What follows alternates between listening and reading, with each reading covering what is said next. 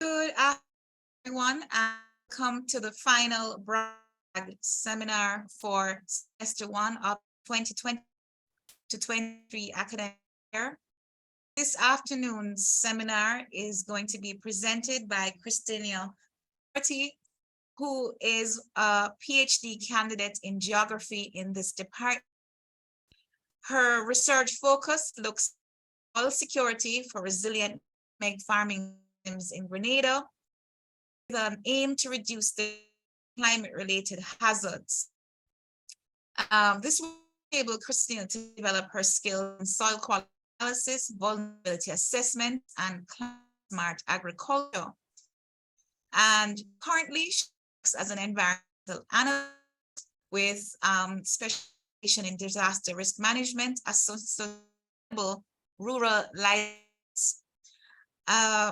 She's had a lot of experience working at the World Bank, American Development Bank, and USAID, and she volunteers with the United Nations Office for Disaster Risk Reduction. She's also served as a commuting students advisor with the Office of Students Development. And she hopes to make a meaningful impact on vulnerable groups in the Caribbean through increasing their capacities and to environmental shock stresses. I also acknowledge special ladies who are with us this afternoon, Mrs. Ellen, who is connected doubly through the department as a former lecturer, and because Christina works with Environmental Solutions Limited, and of course, Department Dr. Shireen James Sampson, who is joining us this week. She usually joins us, but I'm welcoming her to this or final in the seminars. So it's now for me to invite to make a presentation to the persons gathered here today. Hello, good afternoon, everybody. I'm hoping you can all hear me well. Hi, as Dr. Edwards said, I'm Christina Doherty. To conserve bandwidth, I won't keep my video on, but please inform me if you're able to see my screen. Can you see my screen? Okay, so let's begin. Screen is visible. All right. So today I'll be presenting on assessing the socio-ecological resilience of nutmeg agroecosystems in Grenada. This is a subsection of my overall thesis looking at soil security for resilient nutmeg agroecosystems. The presentation will follow this template. I'll give you a brief overview of the study, a brief literature review. I'll characterize nutmeg. I'll walk you through my methodology. We'll discuss the key findings and then summary of the main points. So why is this study important? Now, agriculture is a very important sector to Grenada's economy. It accounts for 5% of the GDP and 13% of the country's labor force. And the traditional crops of nutmeg, maize, and cocoa are the main export crops. It accounts for 23% of total exports and 42% of agricultural exports in 2013. The industry also employs around 30,000 persons, either directly or indirectly. However, the system is vulnerable to environmental shocks. We saw in 1955 Hurricane Janet damaging 80% of the industry, where it took around 20 years to fully recover. And subsequently in 2004, the industry was further impacted by Hurricane Ivan, where 90% of the crop was damaged and 11 million worth of nutmeg in storage was destroyed. Now, even though the resilience of the industry is very important, very little information has been published on the nutmeg agroecosystem sustainability. And so developing sustainable agricultural systems is complicated by finding the balance between what's favorable for humans and the greater environment, as well as other species. Therefore, maintaining the sustainability of these systems is essential, not only to improve food security in Grenada, but also the resilience of crops, livestock, farmers' livelihood, and the economic growth in a period of climate change. So now we're going to look at a brief review of the literature and why we're looking at socio-ecological resilience. So farming systems are conceptualized as complex using a socio-ecological systems framework. And the system is characterized as complex because it has multiple components. You have the socioeconomic, you have the institutional, you have the biological. And not only do they have multiple components, they operate on different scales, either temporally or in dimension, right? So these components also interact with other systems at other scales. What does that mean? Within the farming system, it can also be impacted by other ecosystems, for example, a stream upstream, or it can be impacted by overarching environmental shocks, such as climate change. And even when it's being impacted by those shocks, the different scales operate on different time periods. So how long it takes a farmer to recover from a drought is not necessarily the same as how long the farming system takes to recover from the drought, how long the soil takes, how long crop production takes. And so it's very complex understanding these systems. Now, within the socio-ecological systems framework, these systems interact on four main tiers. These are the resource units, the resource systems, the governance systems, and the actors. And these four main tiers interact with each other to create different outcomes. So as you can see on this diagram, a resource unit would be a nutmeg farm that is a part of an overarching resource system, which is the farming system. You can imagine that within a watershed, you have different farm plots within the overarching farming system. Now, these resource units and systems are managed and manipulated by the actors, which are the farmers and the consumers, as well as governance, which are the extension officers, the nutmeg association, and government officials that dictate policy, practices, and programs for how these systems are maintained. Now that we understand that farming systems are complex and that we can use a socio-ecological system, to analyze them, we can then delve a little bit deeper as to what is socio-ecological resilience. Now, resilience is a concept used trying to understand the internal quantities of socio-ecological systems. The resilience approach assumes that these systems are complex adaptive systems that can self-organize, adapt, learn from change. Humans are not the primary driver of the change, but the system is a complex, interdependent system of actors, institutions, and ecosystems. What does that mean? It means that the humans and the environment is interdependent. So these systems can either work against each other or work for each other for mutual benefit. Therefore, on using this approach, resilience is the ability of the system to adapt and or transform due to change while human well-being is still maintained. The adaptation refers to the capacity of the system to sustain, innovate, improve current development pathways, while transformation is the capacity of the system to change developmental pathways and create new ones. So we can understand that resilience is dynamic, and it's the ability of the system to navigate complexity, uncertainty, and change. So the more resilient the system is, the better able it is to respond to external shock and provide the needed services. So now before we continue a little bit further, we're looking at the socio-ecological resilience of nutmeg. So what is nutmeg and why is it so important? Nutmeg is a shade-loving plant that's best grown in a hot and humid climate. It does not prefer any dry season. It requires rainfall between 1,500 to 3,000 millimeters per year. The female flowers for about 7 months throughout the year, while the male flowers throughout the year. However, only the female tree bears fruit. Additionally, the tree takes 7 to 10 years to produce its first fruit and over 20 years to fully mature.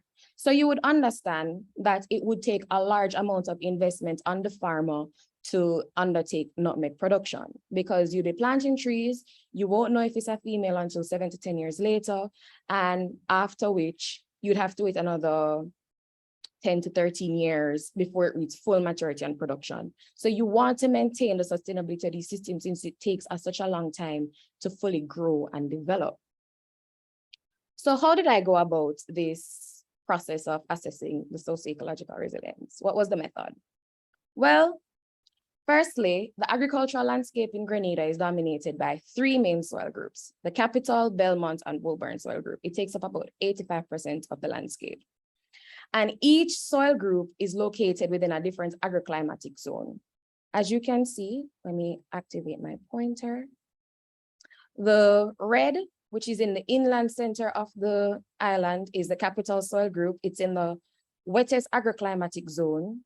The light green, which is around the periphery of the island, is the Woburn soil group, which is in the driest agroclimatic zone. And the Belmont soil group, which is in between, straddles the middle of both climatic groups. And so for all the points that you see was where I actually sampled for my study area. All right. So the methodological process. First step, data acquisition. I accessed the list of all farmers and their communities from GCNA, which is the Grenada Cooperative Nutmeg Association, because in Grenada, to sell nutmeg, you have to be a registered farmer. So they would know where all the farmers are and where they're located.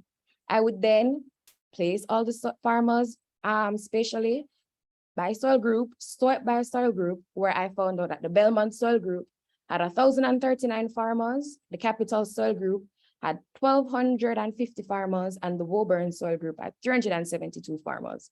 So the total population for my study was 2,661 farmers. I then used a sample size calculator with a confidence interval of 95, a confidence level, of 95, and a confidence interval of 5 to give me an overall sample of 336 farmers. I then used stratified random sampling where a ratio of each soil group was utilized to select how many farmers would be targeted per soil group. Data collection occurred over the space of 2 to 3 months, where the 336 farmers were interviewed, oral administration of questionnaires. I used the ODK collector app, data was inputted, then it facilitated the process of data analysis. So let's get into the key findings, the reason why we're all here, indicators of resilience. So the framework I'm using to assess indicators of resilience is learning to live with change and uncertainty, promoting diversity, multiple sources of knowledge, and building linkages. Because remember earlier, I said that resilience is a dynamic ability to navigate. Sorry, can you still hear me? Okay, resilience is the ability to navigate complexity and change. Learning to live with change and uncertainty is the property relating to individuals' qualities and capabilities to adapt and to be flexible. Promoting diversity offers a buffering capacity, which can help the system maintain not only its identity, its functions, and alleviate shocks and stresses. Multiple sources of knowledge is important because without knowledge, farmers or actors are not able to organize or to develop strategies when faced with shocks. And building linkages involves the farmer's self-organization capacity at various levels to find innovative solutions and address the negative effects of external factors. So when I looked at the resilience index, which is measured on a scale of 0 to 1, where the closest to 1, the more resilient you are, the closer to 0, the less resilient you are, the overall resilience index score is 0.49. The indicators used for each of these sub-themes, learning to live with change and uncertainty, is education level, ownership of farm assets, land tenure. For promoting diversity, it's the diversity of crops, income, and savings. For multiple sources of knowledge, is local knowledge, training, and adaptation.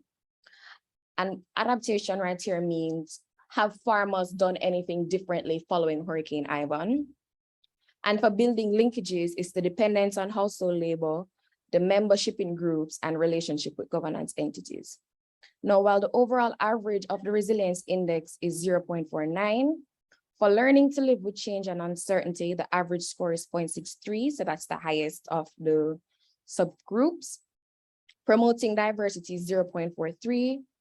Multiple sources of knowledge is 0.5, and building linkages, which is the lowest, is 0.36. So what are the different factors influencing resilience? So the first factor that I assessed was the location of the farmers or the soil groups. Now, there's a statistically significant difference in the location of soil group, in the location of farmers on their soil groups and their resilience.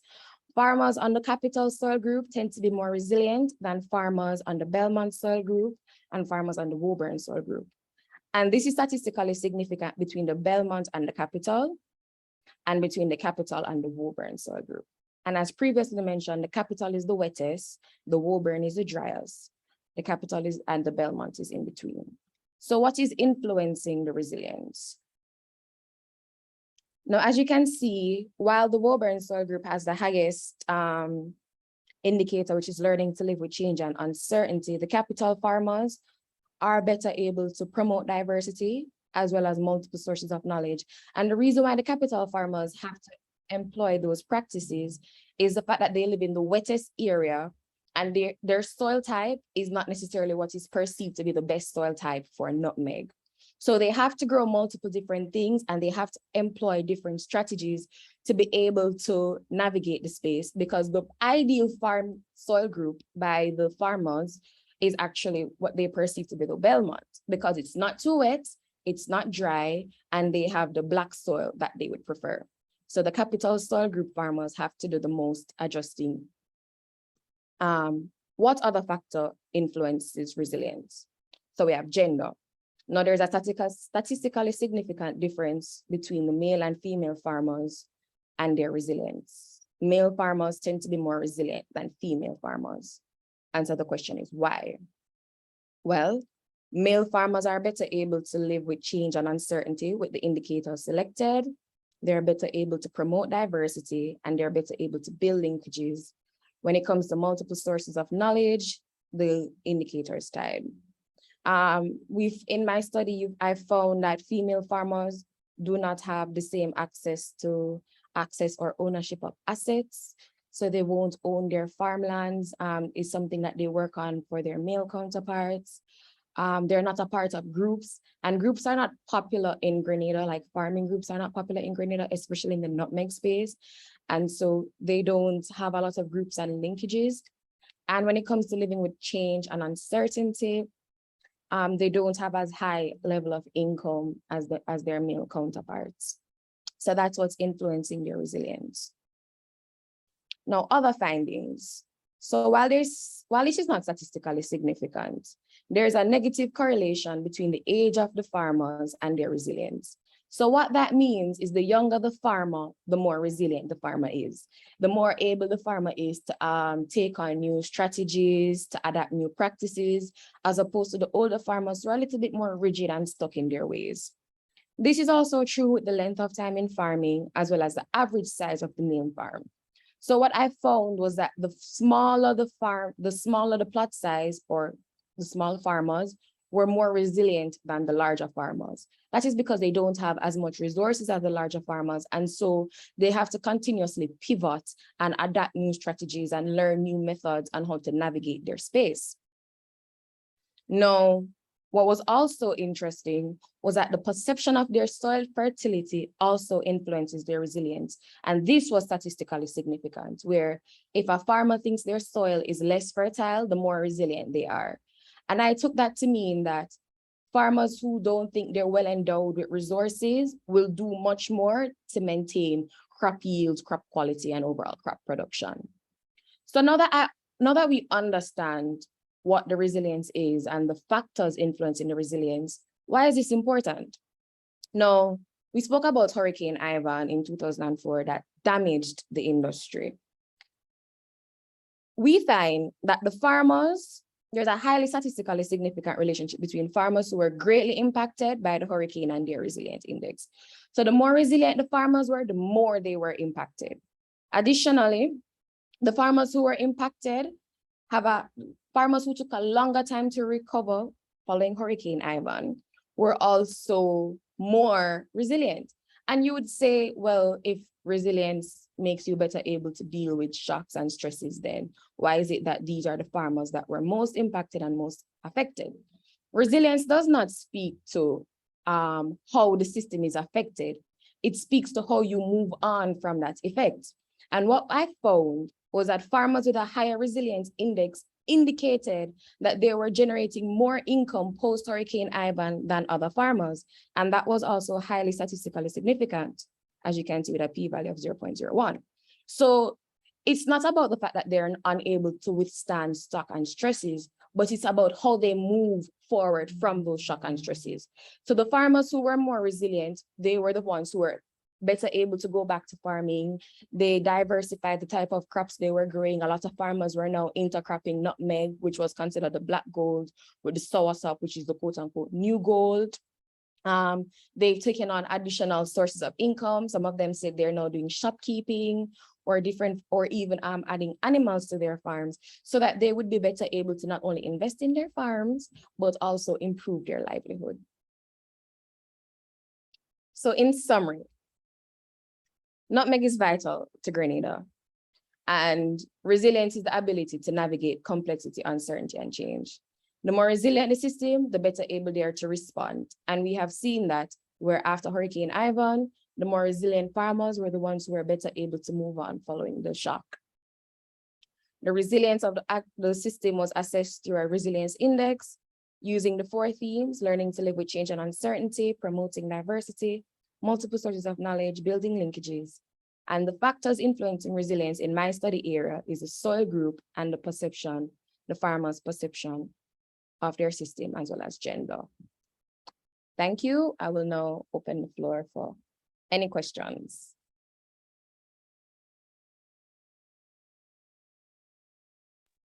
Thank you, Christina, for a very interesting presentation. There is a hand raised from Geography and Geology admin for some reason, not sure why, but there was a hand raised there. But I haven't seen a reason why. I'd just like to say thank you again. Very interesting, the findings, and also your, oh, there was a clap. Sorry, it wasn't a hand raise, it was a clap. My bad. So you got your first bit of commendation. Very interesting findings in relation to gender and the outcomes in terms of resilience, and of course, the ability to recover and the time for recovery. I'm going to open the floor for any questions. I don't know if anybody in particular wants to go first. Anyone present that wants to go ahead with a question at this time?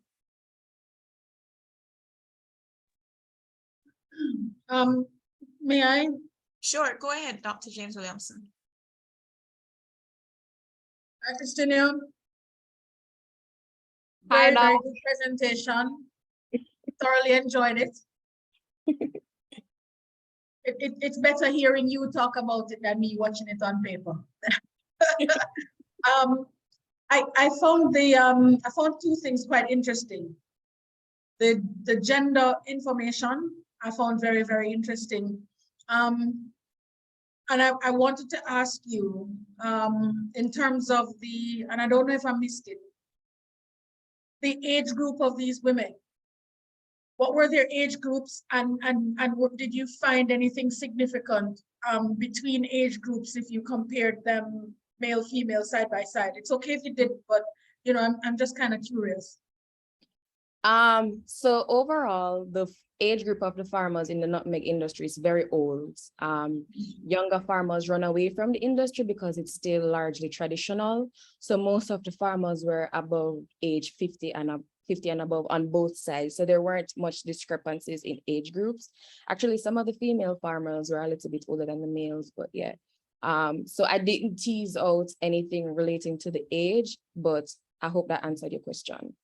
Yeah, because it seems this is the age-old issue, the gender problem, isn't it? Yeah. And this is a calculated value that is most interesting in terms of just looking at the disparity in every category. The women ranked lower than the men. Yeah. Even though they're all in the same age group. Yeah. So we don't have any young farmers who are female joining in. No. And interestingly, a lot of the female farmers, when I was actually in the field doing the interviews, did not consider them, like they are farmers, but they feel like they're helping around on the land, but I they're see. working. Like you're going to fields, you're collecting, you're doing all the stuff, but they saw themselves in a more helpful, subservient role, like they're helping their husband or their partner, and not necessarily as themselves being equal stewards of the land. And that's how you also found that they don't own a lot of the assets. When I looked at physical capital in another section of my thesis, access to land, access to equipment, they didn't have a lot of ownership. Because land would be passed down to the eldest boy. From family, yeah. Yeah.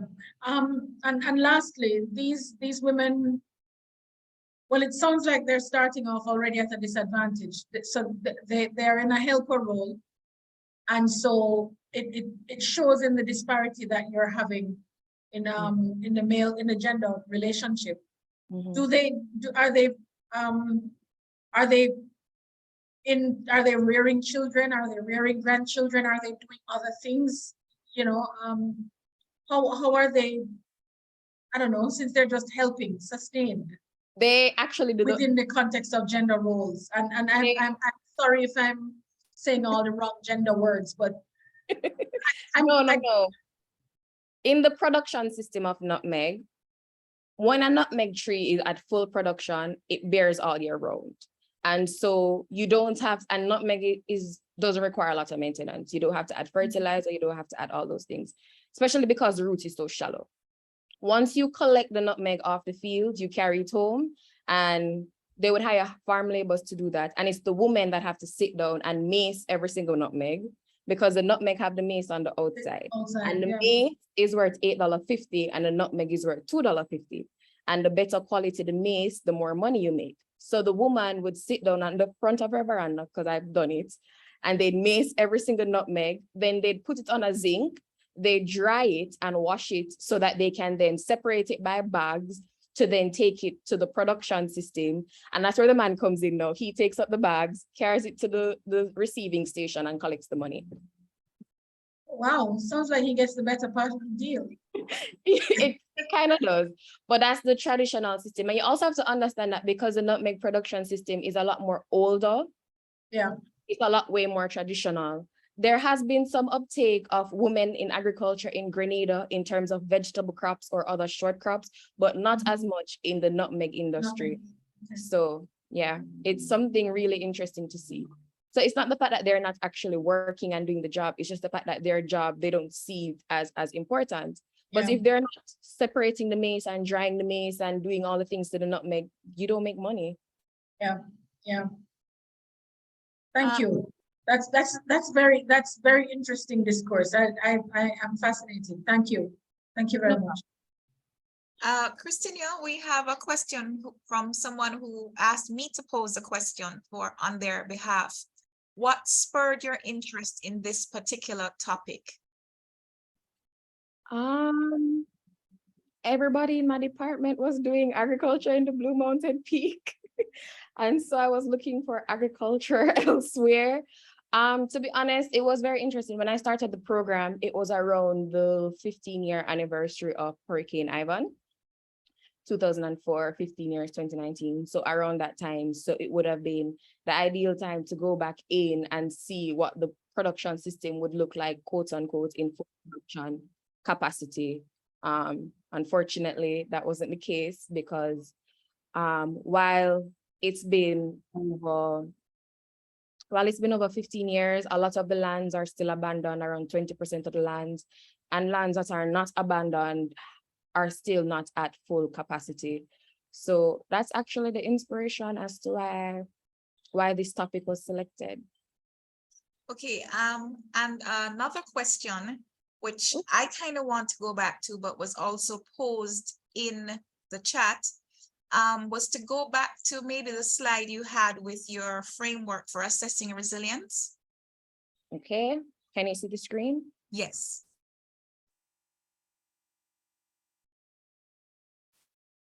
Yes. Right. So you indicated the framework that you were using But I think maybe that's one slide back when you said there was you were using the social economic. Oh, socio-ecological systems framework. Right. So you're using the socio-ecological systems framework. I think that you skipped one ahead, and then go to the next slide. And so within that, you were looking at these 4 dimensions. Yes. Right. Building out from that, what led to the development of your resilience? Well, your indicator for resilience. Well, this socio-ecological systems framework is the overall framework that governs something I live by. It governs everything that I use in terms of analytics. So when I'm looking at resilience, or when I was looking for a resilience framework, or when I was going through the literature, it had to include evidence of not only the resource system and the resource units, but also governance and actors. And I found a lovely paper that actually conceptualized that resilience is more than just the humans, because the humans are interdependent with nature within the resilience approach. So it looks at building linkages with the governance and the actors' perspectives, promoting diversity at the farm level and at the human level, multiple sources of knowledge, which also looks at the human level, as well as learning to live with change and uncertainty. So this resilience framework is not directly tied to the socio-ecological systems framework, but is influenced by it. It takes on all the different actors and all the different key players from that systems framework, because farming systems are a system. And did that answer your question? It did. And if you had, in hindsight, to extend this work with resilience, what would you do with it? I'd add more indicators. And what would those be? Just not, I mean, okay, I know you probably thought about it, but just if not everything, what would you extend? I would add another layer, looking at the biophysical components of the soil, teasing out how some of the natural capital can influence resilience. Looking not only at the biophysical, but also not only at the chemical side, but also biological indicators. So for example, the microbes and how the soil chemistry would influence the resilience. I think the level of difficulty with that is to understand, because the soil fertility, adding that component was a little bit more complex for me in understanding, okay, to what scale, to what level, especially since the soil data I collected wasn't at a farm level. It was one plot per group. So yeah, in hindsight, that's what I would have done. Okay, interesting. I'm not sure if you're monitoring the chat, but Shawnee has a question. A comment first, which she says, interesting research. Not sure if you mentioned it, but how well did you find the farmers adapting after their impact, and what were some of the adaptation strategies used? Lovely question. I could speak hours about this. So adaptation. The farmers who were better resilient were the ones that were adapting, and they adapted by diversifying their crops. They adapted by diversifying their source of income, and they adapted by building relationships with others. They found that they were after Hurricane Ivan, they were heavily isolated. And to understand the context is that nutmeg is a shallow rooted tree. So it wasn't necessarily the rain that brought it down, but the wind. And when all the trees fell, farm roads were blocked, places become inaccessible, farmers were kind of like, their farmlands were marooned. And so they had to be dependent on their community members to like build relationship, to clear those land, to clear those spaces. Then afterwards, a farmer cannot wait 20 years to then say, okay, they're going to plant solely nutmeg, and then 20 years later, they'll reap the reward, because that's not sustainable. So they started planting more cash crops, and they started planting other crops that became more dominant. For example, like I said, soursop, which they call the new green gold. They're also taking up fruits because they have a secure market with America. And those are some of the strategies that they've done. And the only reason why they had to pivot like this was because the previous hurricane that Grenada was impacted by was 1955 Hurricane Janet. So a lot of these farmers inherited full-grown production systems.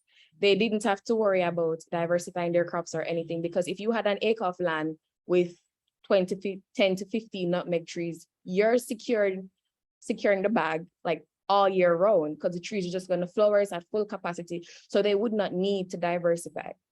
So following Hurricane Ivan, they started doing that. Some farmers have even taken on more climate smart agricultural practices. You have them speaking about now clearing drains, doing contouring. Some of the farmers have been utilizing different methods to take the water off their farm so that the soil doesn't get waterlogged. Because also following Hurricane Ivan, a lot of farmers were faced with this disease called nutmeg wilt. And what nutmeg wilt does, it was a soil-borne disease, and you wouldn't see it on the farm, on your tree, until it was too late, after the tree has died back and everything is gone. So they had to start also investing in their soil resource and their farm resource more to help to combat the disease. So yeah.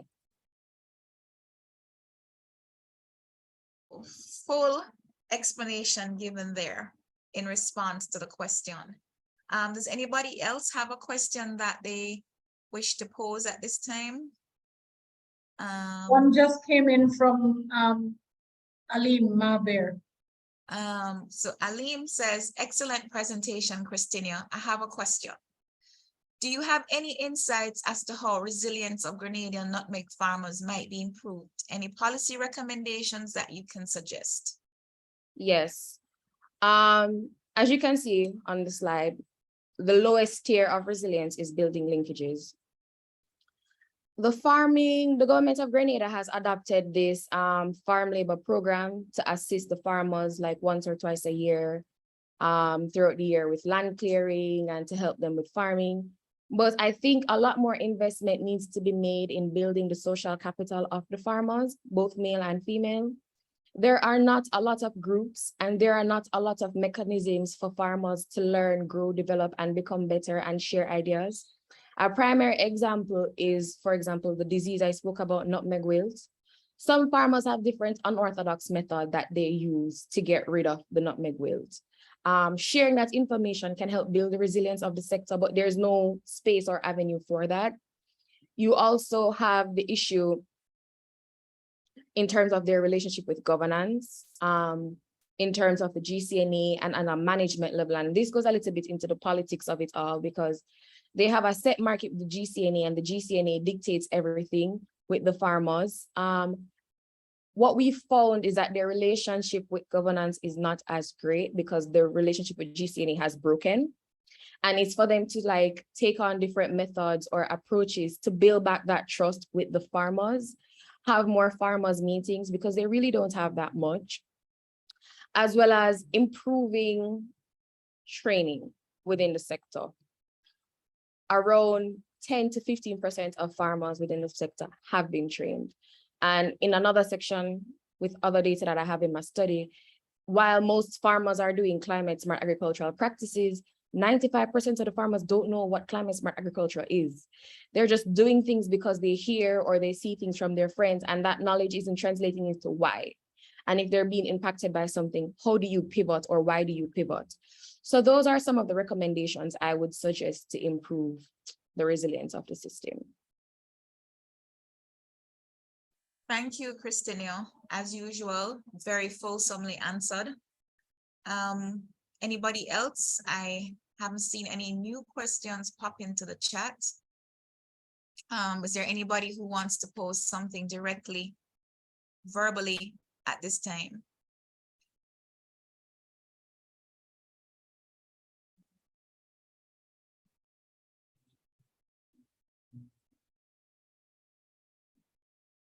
Let's see.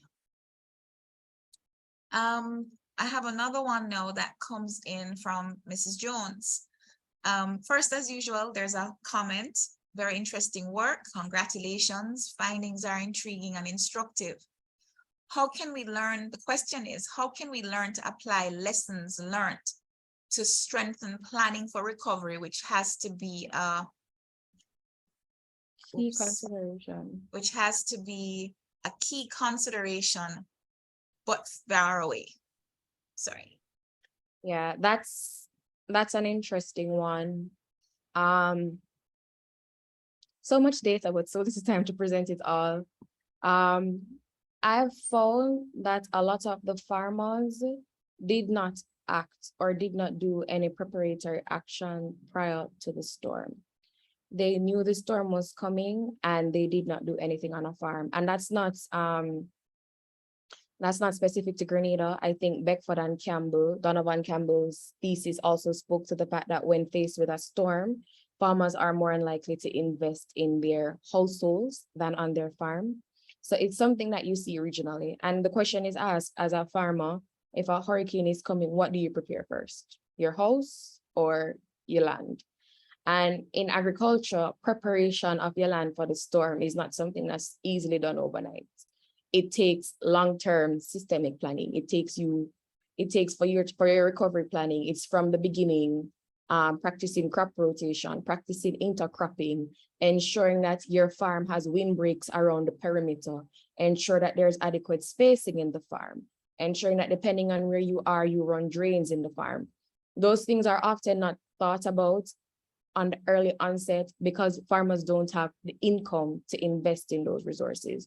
And when the storm is coming with the limited income they have, they focus that energy and efforts on their homes. So I think for recovery planning, it would be to train and develop the extension officers to ensure that some of these practices are actually employed on the farm. So during hurricane season or in the event of a storm, farmers would not have to try any last minute efforts to try and recover or adapt. Sadly. Yeah. Good response. It's true that with a hurricane, you do get some days notice, but if it's a large enough farm, it may still not be enough time to address all the things that need to be done to make the farm ready. And therefore it's just too little time to do too much. Mrs. Jones has indicated her satisfaction with your response. We still have some time. If there are any other questions from anyone else.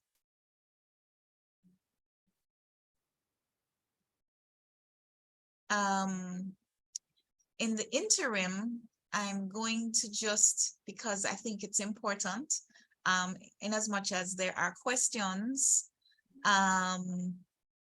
to let you know that persons were very pleased with your presentation.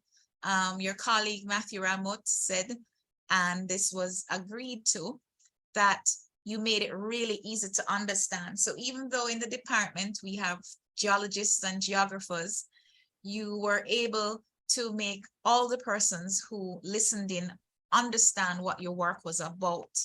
And that was very important that we could all share in it because it was accessible. Thanks to your presentation. Petra Brown, Johan, and Shaunalee Alim have all added their own congratulations to you and thanks for what you have presented here today. So thank you. There are no other questions that I have seen coming in, and you have answered the questions I had for you. Dr. James Williamson has just now stepped away from the session to go to another meeting. So that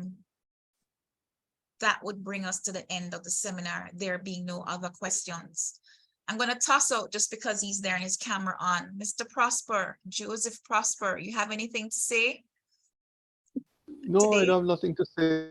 No. I mean, I went to Grenada. I stayed at True Blue Hotel, and when the storm came in early September,